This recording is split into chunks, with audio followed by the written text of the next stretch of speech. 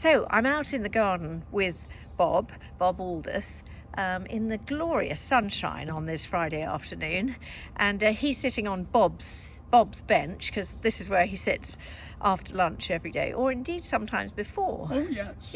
Yes, and feeds the birds. Yeah. So for those of you who aren't at the Charterhouse, I'm just going to ask Bob a few questions. So Bob, it's been pandemic, third time round now. How's it been for you, and have there been any ways that you felt you've coped?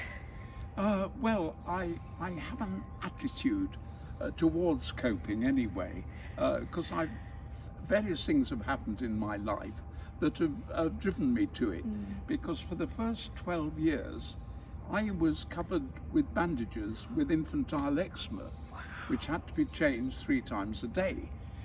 Which meant that at school I never learnt to play games, throw a ball, catch a ball, and so I had to cope with that, because kids can be very unkind, at that sort of age. Yeah. And then at the age of 41, I had a bad fall and I got a plastic plate in my skull, because I had to have that removed to get at a clot that was paralysing me all down my side. So, and then of course I was in a profession where you never know where the next job is coming to when you finish. Yeah.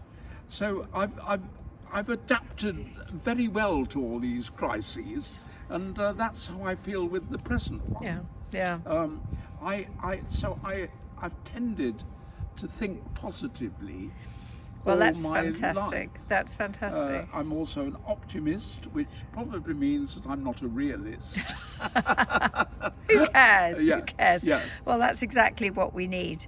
And so, there must have been moments, and clearly you've had much worse moments in your life, but in this last year, what has been of comfort to you when things do get tough, and when you feel a little low, however optimistic you may be?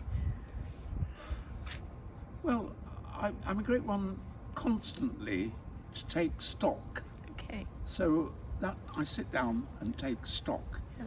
And that's why I really like going into chapel in the evening, because it comes at the right time of the day when you consider things that have happened and what effect they've had on you, and then you face the evening. So that comes at the right time for me to cope with things like that. Excellent. That's really interesting. And obviously, looking forward, we have to continue to be optimistic, Bob, and think about not having to wear a mask and not having to distance as we do.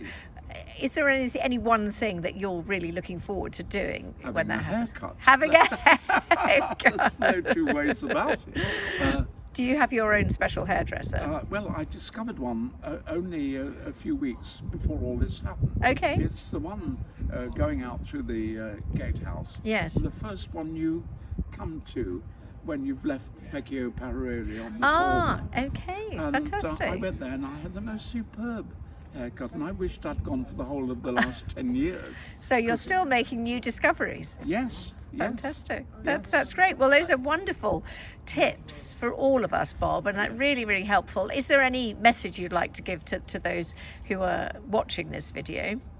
Well, if you're at home, as I gather you all are, you've got to parcel out your day and think about what you're going to do with as much variety as possible.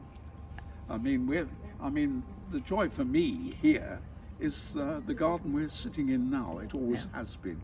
So, to keep things in perspective. Absolutely, and I'm sure the birds are delighted that you're still coming out and feeding them. I don't know what's happened to them. That's not going down very far. I don't know if there's a pandemic among the birds.